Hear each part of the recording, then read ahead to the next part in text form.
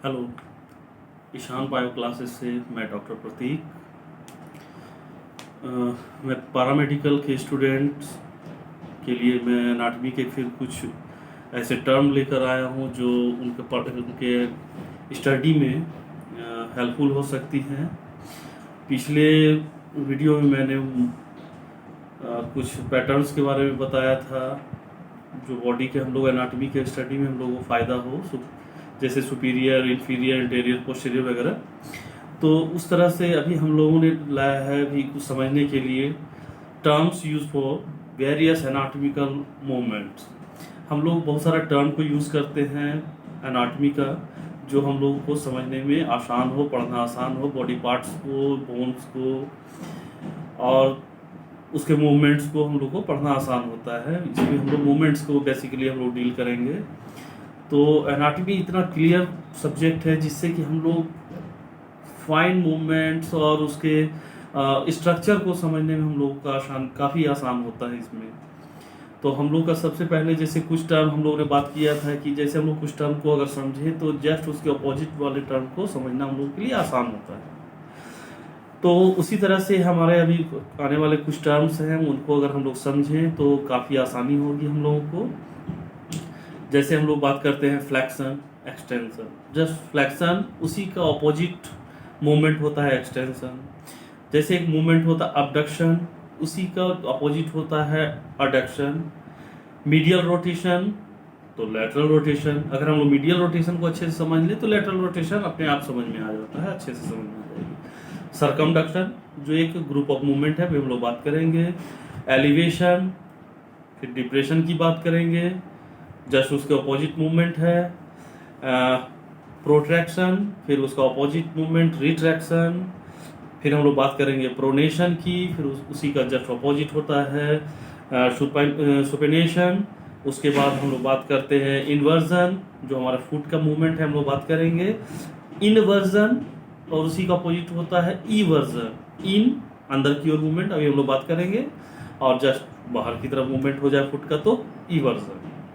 फिर opposition of thumb, तो ये हमारा थंब का मूवमेंट, हम लोग टिप का मूवमेंट अभी हम लोग बात करेंगे। वो टिप की जो मूवमेंट होती है थंब की, तो वो हम लोगों का हो जाता है ऑपोजिशन ऑफ थंब। अगर हम लोग इसको अब बहुत पेचीदा नहीं है, सिंपली हम लोग खासकर हम लोग मैंने वीडियो तैयार किया अपने बिहार बोर्ड के बच्चों को के लिए, जिनका सीधे जैसे हम लोग पैरामेडिकल इवेंट या मेडिकल में जाने के बाद हम लोग काफ़ी परेशानी होती है और सीधे सीधे हम लोग को उसका हिंदी भी नहीं, हम लोग समझ नहीं आ पाता, कॉलेज में उतना समय नहीं हो पाता है जो हमारे टीचर समझा पाए, और उन लोग इंग्लिश मीडियम में ही डील होती है और पढ़ना भी चाहिए, हम लोग उसी में हम लोग पढ़ते हैं क्योंकि टर्म्स जो है अच्छे शब्द इंग्लिश में हम लोग को पढ़ने को मिल जाते हैं।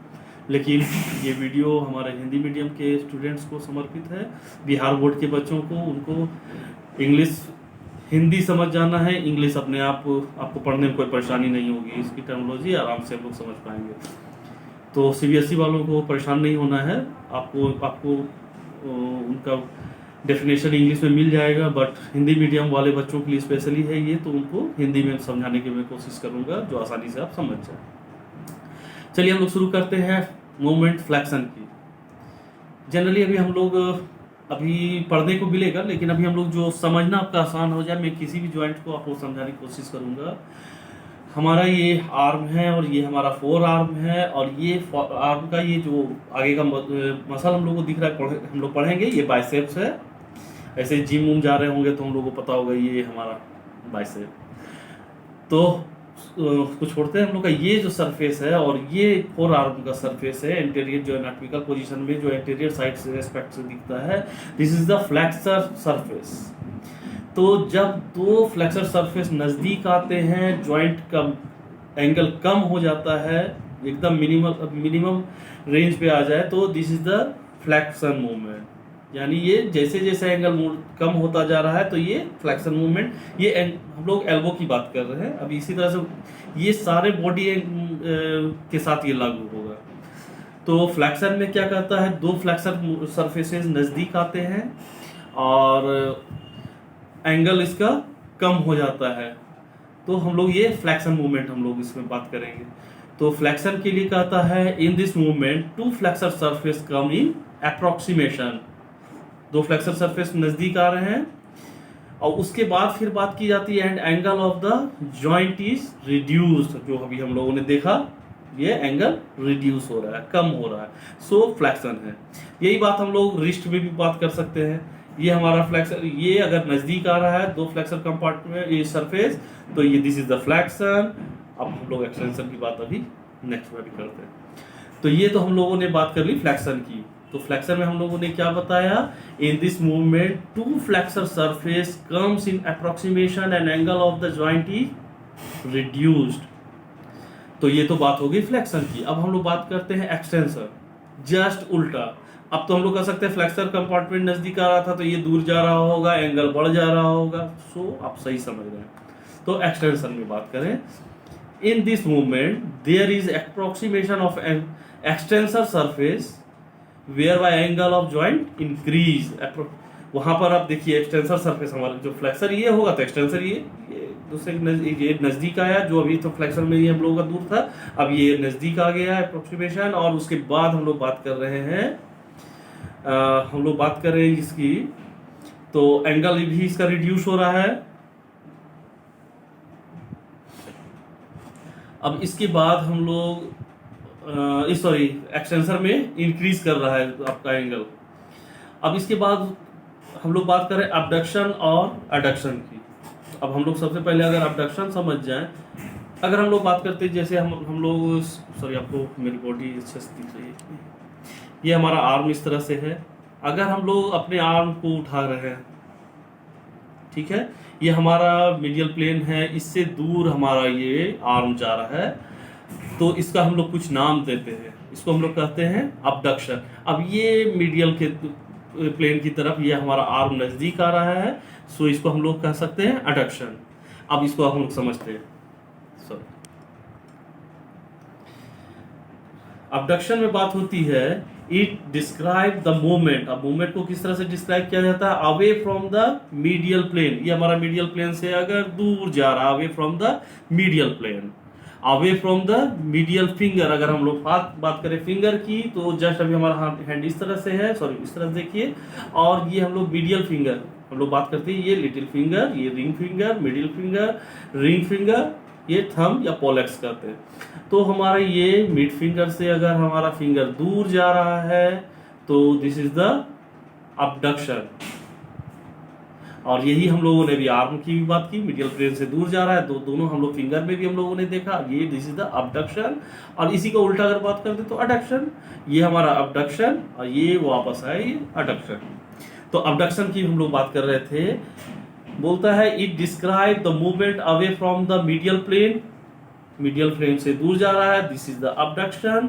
Away from the middle finger, middle finger से दूर हो रहा है, तो this is the abduction in hand.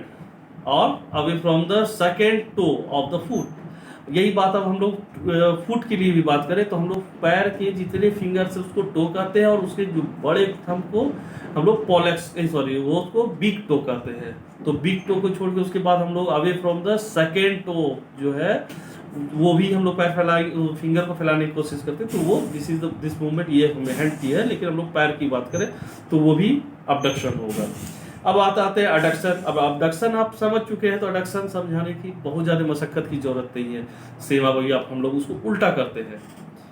This describe the movement toward the medial plane, तो मीडियल प्लेन की तरफ आ गया, so adduction. Finger middle finger के बीच में की तरफ आ गया, सो अडक्शन, ये अडक्शन। जस्ट उसी मूवमेंट को हम लोग वापस ले आते हैं, वापस कर लेते हैं, ये हम लोग अबडक्शन की तरफ ले गए थे तो वापस ले आए हम लोगों ने, तो अडक्शन हो गया। तो बिग टो के साथ भी वही बात है, सेकेंड टो से जितनी नजदीक फिर से आ गया वो अडक्शन फुट में। अब हम लोग बात करते हैं रोटेशन की, मीडियल रोटेशन और लैटरल रोटेशन। अगर हम लोग बात करें, एक बार कैमरा पे डाउन करना होगा, ये अगर हमारा एल्बो है 90 डिग्री के पोजीशन में रखा हुआ है, अगर अच्छे से देख पाए तो हमारा मिडिल साइड इधर और लैटरल साइड उस साइड जाएगा। तो अगर आर्म इस साइड एब्डोमेन की तरफ आता है तो this is the medial rotation, medial side की तरफ आ रहा है। अगर ये आर्म इस न्यूट्रल पोजीशन में और अगर ये आर्म बाहर की तरफ जा रहा है सो लैटरल रोटेशन। अब हम लोग इसको समझते हैं मीडियल रोटेशन। बोलता है मीडियल रोटेशन, बोलता है डिनोट, कैसे सूचित करता है भाई, तो मूवमेंट टूवर्ड्स मीडियन प्लेन, तो मीडियन प्लेन की तरफ ये हमारा आर्म मुड़ रहा है तो ये मीडियल रोटेशन। और इनवर्ट्स मतलब अंदर की तरफ, बोल इनवर्ट्स बोलिए या मीडियल प्लेन की तरफ बात करते हैं तो ये मीडियल रोटेशन। जस्ट अब हम लोग इसको अपोजिट कर देते हैं सो हमारा लैटरल रोटेशन होगा। मीडियल रोटेशन में तो अभी आप लोगों को कोई परेशानी नहीं होनी चाहिए। थोड़ी सी परेशानी होती है हमारे साथ कि थोड़ा क्लिनिक का शेड्यूल होता है, उसी में मैं समय निकाल कर कोशिश कर रहा हूँ आप लोगों के साथ कि ईशान बायो क्लासेस आप लोगों को क्लास प्रोवाइड कर दे। सो बहुत अच्छे से तो मैं आपको नहीं प्रोवाइड कर पा रहा हूँ ब्लैक बोर्ड और इस पर, तो कुछ समय बीतने के बाद मैं कोशिश करूँगा आपको मैं अच्छे से प्रोवाइड करूँ प्रॉपर क्लास की तरह। बट फिर भी अपने जूनियर्स के लिए मैं चाहूँगा कि अभी भी जो समझा पा रहा हूँ ठीक है, फिर थोड़ा सुविधा में बढ़ाऊँगा आपको, क्योंकि ये क्लासेस फ्री ऑफ कॉस्ट है। मैं एक पैसा किसी से नहीं लेता। अभी ऑनलाइन क्लास के लिए भी मैं सोच रहा हूँ तो उसके लिए भी मैं किसी से एक पैसे नहीं लूँगा ऑनलाइन क्लास में भी, या हम और कभी मैं लाइव भी आने का कोशिश करता हूँ आप लोग समय निकाल करके। तो और किसी भी कॉन्टेक्ट और किसी तरह के भी मटेरियल के लिए मैं कभी आप लोगों से 1 रुपया नहीं लूँगा, प्रॉमिस है। सो अभी जो भी परेशानी हो रही हो आपको, थोड़ा बहुत अच्छे से विज़न का मामला हो, बहुत अच्छा स्क्रीन और कैमरे का, तो सॉरी, मैं कोशिश करूँगा बहुत कम समय में आप लोगों की ये भी परेशानी कम कर दूँ। बट लगता नहीं होगा कि उस तरह की बहुत परेशानी आ रही होगी आपको पढ़ाई में। चलिए हम लोग कंटिन्यू करते हैं। Lateral rotation, lateral rotation denotes rotation away from the medial plane. ये हमारा न्यूट्रल था, ये मीडियल प्लेन की तरफ था, मीडियल रोटेशन इनवर्ट था। और आउटवर्ड अगर जैसे जाता है या लैटरल साइड में तो हम लोग कह सकते हैं this is the lateral rotation. तो ये शोल्डर का होता है ये मूवमेंट। अगर हम लोग टच करके देखें, अभी हम लोग को पढ़ना, अभी शुरू में बहुत सारी परेशानी है, बहुत सारा चीज़ समझने में दिक्कत है। जैसे जैसे हम लोग चैप्टर क्लियर करेंगे तो हर पिछला चीज़ हम लोगों के लिए आसान होता जाएगा। शुरू में काफ़ी परेशानी आती है, एनाटॉमी बायो पसंद वाले लोगों के लिए तो काफ़ी अच्छा है, बट थोड़ी सी परेशानी टिपिकल है। कुछ टर्म अभी नया नया हम लोग को समझ में लग रहा होगा, बट बहुत आसान है ये। हम लोग सिर्फ उसको प्रैक्टिकली समझने की कोशिश करें तो दिक्कत नहीं होगी। हमारा अगर शोल्डर की बात करें तो ये हम अगर हैंड को ले जाते हैं आउटवर्ड तो हमारा ये हो जाता है लैटरल रोटेशन। और अगर एक वर्ड और आता है सरकमडक्शन, ये सारा मूवमेंट हम लोगों ने अभी आपको करके शोल्डर के लिए ही दिखाया है। और शोल्डर के सारे मूवमेंट्स को अगर मिला दिया जाए तो एक मूवमेंट बनता है जिसको कहते हैं सरकमडक्शन। बच्चों को मूवमेंट करते हुए हाथ को देखा होगा घुमाते हुए, तो वो मूवमेंट कहलाता है सरकमडक्शन। खासकर बच्चों के, बड़ों के पास तो समय ही नहीं, तो बच्चे ज़्यादातर समय अपने बॉडी के साथ बिताते हैं खेलने कूदने और एक्सरसाइजेज में। तो हम लोगों को भी वही होना चाहिए। हम लोगों ने आदत छोड़ दी है। तो मैं एक फिजियोथेरेपिस्ट हूँ, शायद मैंने आपको पहले बताया या नहीं, मैं एक फिजियोथेरेपिस्ट हूँ और उसी के नाते मैं आपको मूवमेंट्स के बारे तो जो पढ़ा रहा हूँ तो पढ़ा ही रहा हूँ, लेकिन मैं आपको काफ़ी ऐसे टिप्स आपको दूंगा जिसके चलते आपका बॉडी काफ़ी बेहतर हो।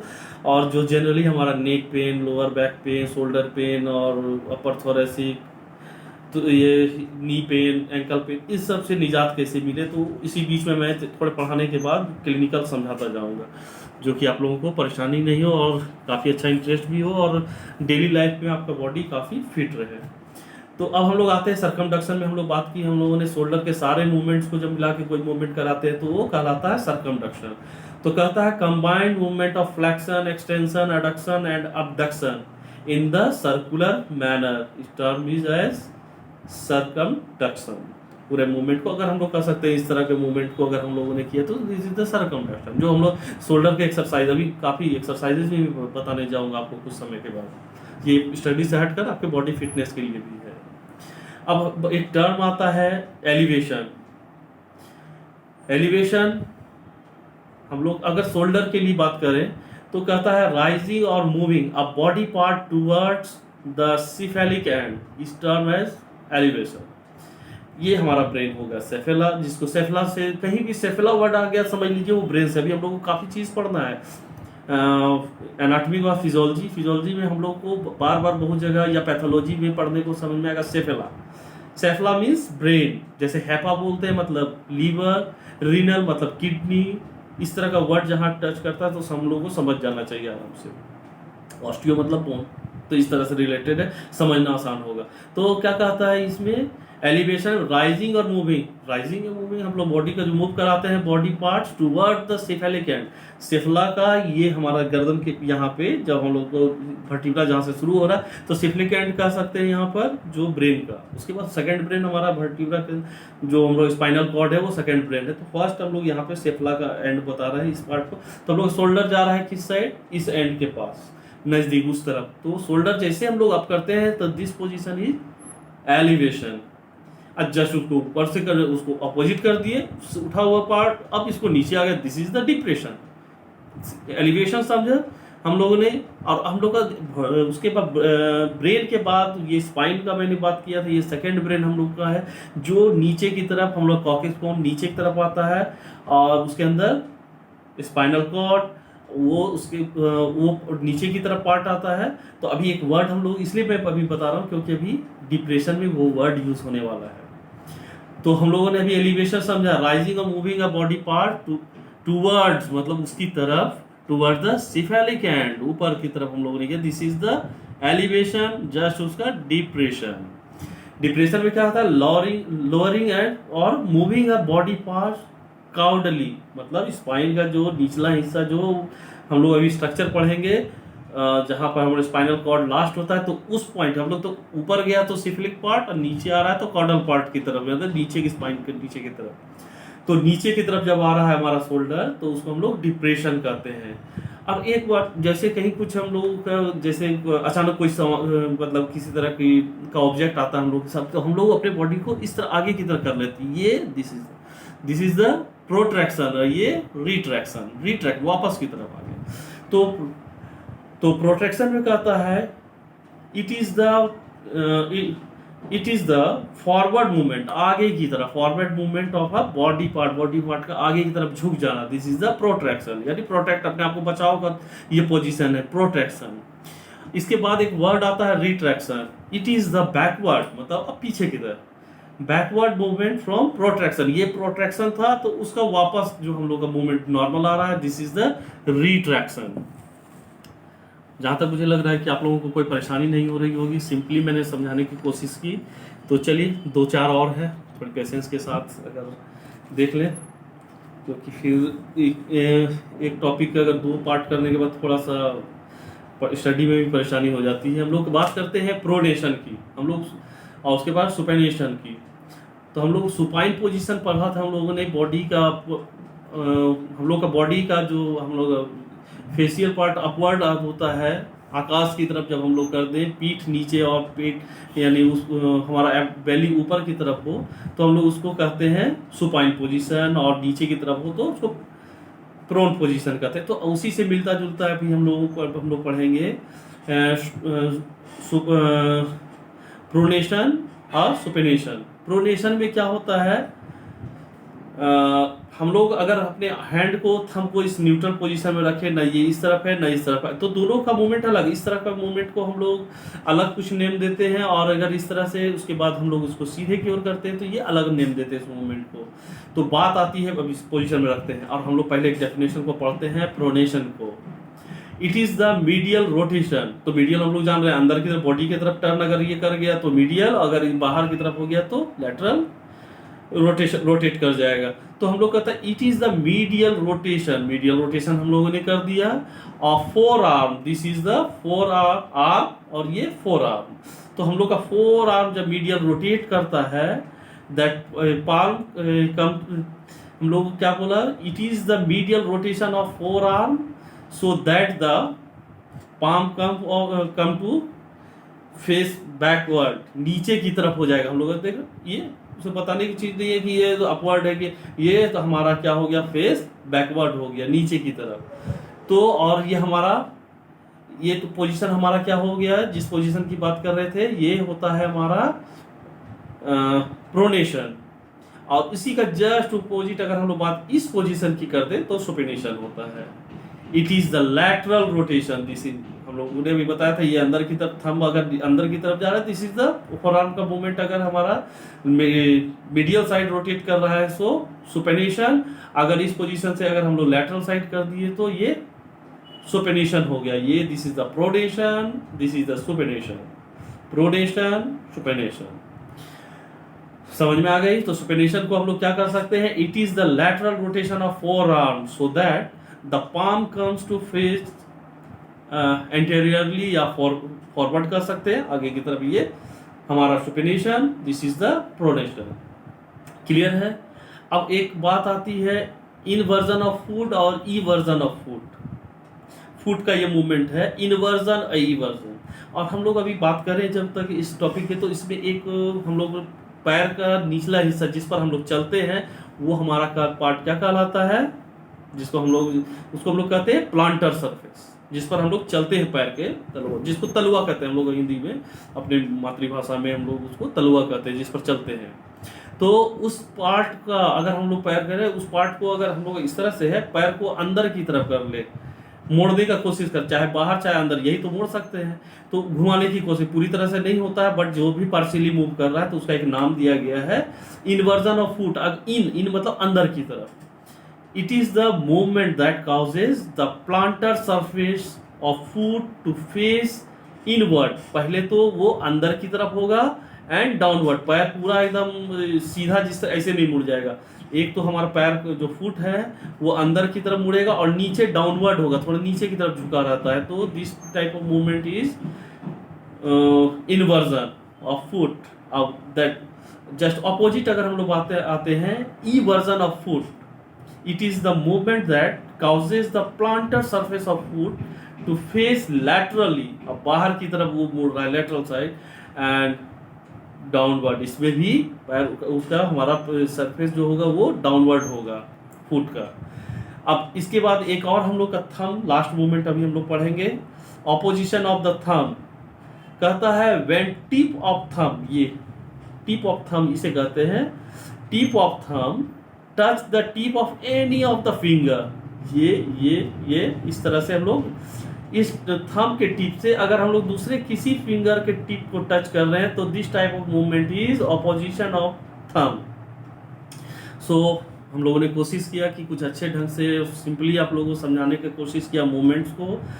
तो ज़रूर आप बताएं अपने मैसेजेस के द्वारा, और जिन्होंने अभी सब्सक्राइब नहीं किया है, लाइक नहीं किया है, तो काइंडली आप इसको सब्सक्राइब करें, क्योंकि टाइम टू टाइम मैं पैरामेडिकल्स के स्टूडेंट्स के लिए और जो नॉर्मल तैयारी कर रहे हैं कंपटीशन की, तो उनको अगर कहीं से कुछ फ़ायदा मिलता हो तो वो काइंडली इसको सब्सक्राइब करें। और मैं समय समय पर अभी लाता रहूँगा और सारे वीडियोस। अभी हमारा फिजियोलॉजी के लिए भी आप लोगों के साथ क्लासेस आना है।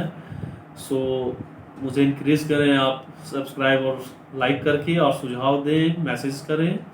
Thank you.